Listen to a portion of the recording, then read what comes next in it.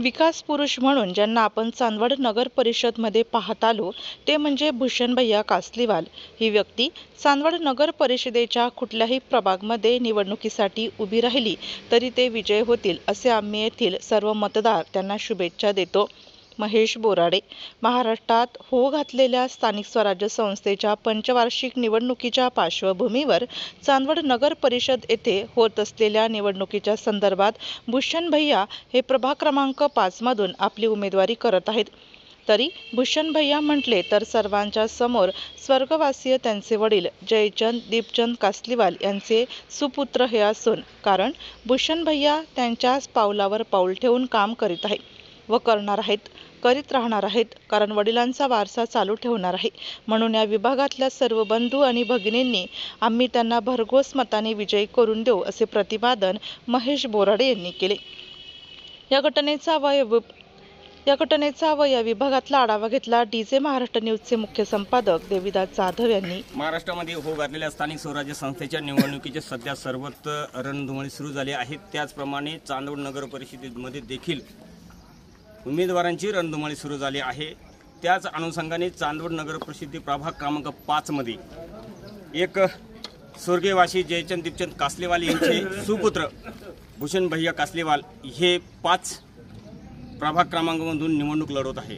त्याच अनुषंगाने त्यांच्या पावलावर पाऊल ठेवून हे या ठिकाणी निवडणुकीला सामोरे जात आहेत। त्याचप्रमाणे आपल्यासोबत काही 5 नंबर विभागामधले नागरिक आहेत, त्यांच्याशी संपर्क साधणार आहे। त्यांची काय संकल्पना आहे त्या संदर्भात आपल्यासोबत एक नागरिक आहे, त्यांची संपर्क साधणार। दादा, काय सांगाल? आपल्या चांदवड शहरात गेल्या तालुक्यामध्ये 15 वर्ष जयचंद दीपचंद कासलीवाल यांनी आमदारकी भोगली आहे। त्यांचे सुपुत्र भूषण भैया कासलीवाल हे त्यांच्या पावलं ठेवून निवडणूक लढवत। काय सांगाल? स्वर्गीय आमदार जयचंदजी कासलीवाल चांदवडचे भाग्यविधाते म्हटलं तर वावगं ठरणार नाही आणि चांदवड तालुक्याचा पाणी प्रश्न त्यांनी सोडवला आणि त्यांच्या पावलावर पाऊल ठेवून ज्यांना या चांदवड नगरपालिकेचा प्रथम नगराध्यक्ष होण्याचा मान मिळाला ते माझे मित्र आदरणीय भूषणजी कासलीवाल यांना एक विकास पुरुष म्हणून आज या ठिकाणी आम्ही सर्व मतदार त्यांच्याकडे आशेने पाहतोय।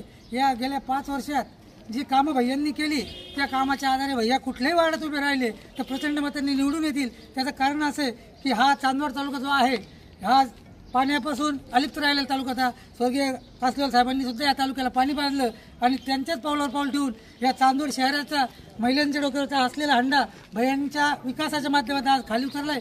भैयांना या ठिकाणी मी निवडणुकीसाठी शुभेच्छा देतो आणि भैयांचा विजय हा इतिहासात नोंद करणारा असेल असे आम्ही सर्व मतदार या ठिकाणी चंग बांधतो आणि दोन्ही उमेदवारांना शुभेच्छा देतो। त्याचप्रमाणे त्यांनी सांगितले की चांदवड शहरामधील ज्या महिलांच्या डोक्यावर पाण्याचा हंडा होता तो आता सध्या घरातच त्यांना पाणी पिण्यासाठी मिळत आहे असे या नागरिकांनी त्यांचे वक्तव्य केलेले आहे। डीजे महाराष्ट्र न्यूजसाठी देविदास जाधव, चांदवड। आपल्या जिल्ह्यातील व तालुक्यातील तत्काळ बातम्या व जाहिरात बघण्यासाठी आजच डीजे महाराष्ट्र न्यूजला सबस्क्राईब व लाईक करा। तसेच प्रत्येक तालुक्यात अनुभवी प्रतिनिधी नेमणे आहे तरी संपर्क करा। मुख्य संपादक देविदास जाधव। संपर्क 9822 49 99 40 89 83 1504 60।